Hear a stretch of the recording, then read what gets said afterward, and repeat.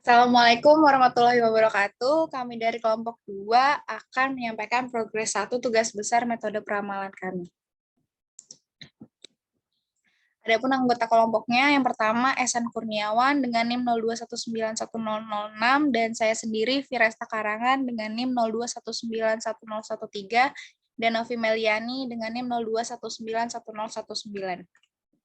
Adapun latar belakangnya, Indonesia merupakan salah satu negara pertanian dengan populasi penduduk besar dan proporsi rumah tangga yang bekerja di pertanian lebih banyak dibandingkan dengan bidang pekerjaan lainnya. Oleh karena itu, kesejahteraan petani harus diperhatikan karena dinilai sangat strategis. Menurut Simatupang dan Maulana pada tahun 2008 menyatakan bahwa salah satu tolak ukur kesejahteraan petani yang digunakan saat ini adalah nilai tukar petani. Dan nilai tukar petani merupakan hasil banding antara indeks tarif yang masuk kepada petani atau IT terhadap indeks tarif yang keluar dari petani atau IB. Nah, IT ini merupakan indeks tarif yang menunjukkan kenaikan tarif produsen atau hasil produksi pertanian.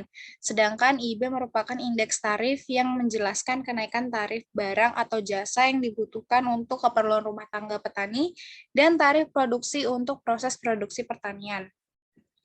Nah, data yang kita gunakan dalam melakukan peramalan tugas ini adalah data nilai tukar petani atau NTP subsektor perikanan di Provinsi Kalimantan Timur.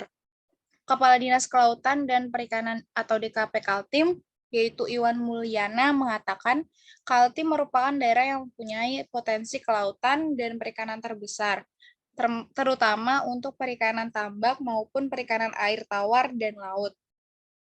Badan Pusat Statistik atau BPS mencatat produksi perikanan tangkap laut di Kalimantan Timur sebesar 116,8 ribu ton pada tahun 2020.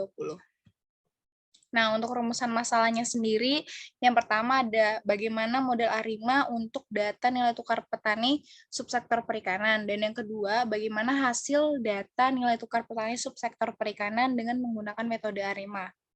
Tujuannya yang pertama, bagaimana penerapan metode ARIMA untuk meramalkan data NTP subsektor perikanan. Yang kedua, bagaimana hasil peramalan data NTP subsektor perikanan dengan metode ARIMA. Yang pertama ada NTP subsektor perikanan. Berikut tabel satunya yaitu data NTP subsektor perikanan pada tahun 2014 hingga tahun 2019 sebagai berikut. Adapun yang kedua, analisis data yang akan dijelaskan oleh teman saya. Oke, selanjutnya ada analisis data. Next.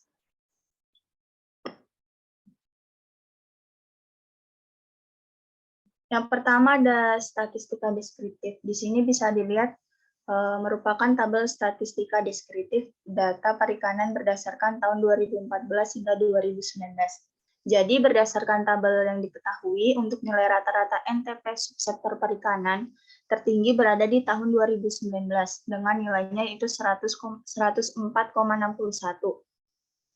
Sedangkan nilai rata-rata terendahnya berada di tahun 2015 dengan nilai 98,387. Berdasarkan tabel di atas juga diketahui bahwa nilai perikanan tertinggi berada pada tahun 2019 dengan nilai 105,48, sedangkan nilai perikanan terendah berada pada tahun 2015 dengan nilai 99,950.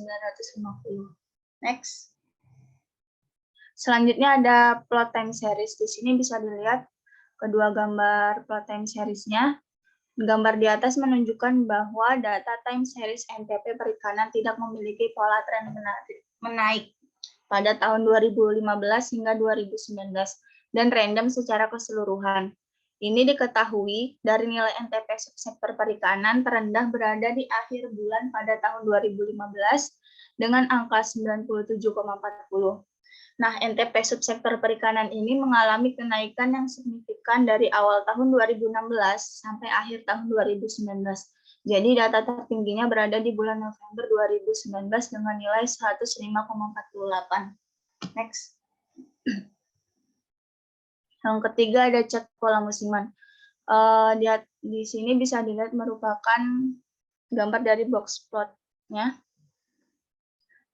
Jadi, untuk melihat apakah adanya pola musiman pada sebuah data, kita bisa lihat dari grafiknya. pada rentan per bulan. Jadi pada gambar di atas bisa ditampilkan gambar grafik box plot yang diketahui bahwa rata-rata NTP subsektor perikanannya hampir sama. Dikarenakan mean dari tiap bulannya hampir sama, maka bisa disimpulkan bahwa NTP subsektor perikanan ini tidak musiman. Okay, next. Selanjutnya ada uji stasioneritas data yang akan dilanjutkan oleh Esen.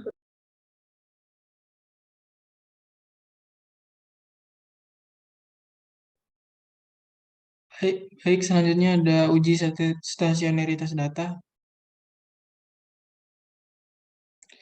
Yang pertama ada uji stasioneritas data dengan histogram. Nah, untuk histogram ini terlihat bahwa data time series perikanan tersebut tidak stasioner karena sebaran datanya cenderung tidak simetris. Didapatkan juga informasi bahwa modus data NTP subsektor perikanan ini tertinggi berada pada kisaran angka 100,5. Next.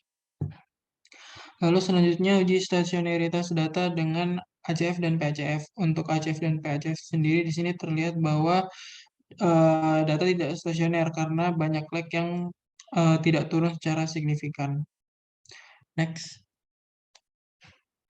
Selanjutnya ada uji stasioneritas data dengan uji ADF. Untuk uji ADF ini memiliki dua hipotesis yaitu H0 dan H1, di mana H0-nya data tidak stasioner dan H1-nya data stasioner. Untuk daerah kritisnya tolak H0 jika p-value kurang dari alpha 5%. Untuk keputusan sendiri terlihat bahwa untuk p-value-nya itu nilainya 0,8654 sehingga p-value lebih besar daripada alpha 5% atau 0,05, maka keputusannya adalah gagal tolak H0. Artinya data perikanan tidak stasioner. Jadi bisa disimpulkan bahwa dari ketiga uji data stasioner tersebut, maka data NTP subsektor perikanan ini datanya tidak stasioner. Next. Mungkin itu saja yang dapat kami sampaikan dari kelompok 2 dalam progres tugas besar mata kuliah metode peramalan. Kurang lebihnya mohon maaf. Assalamualaikum warahmatullahi wabarakatuh.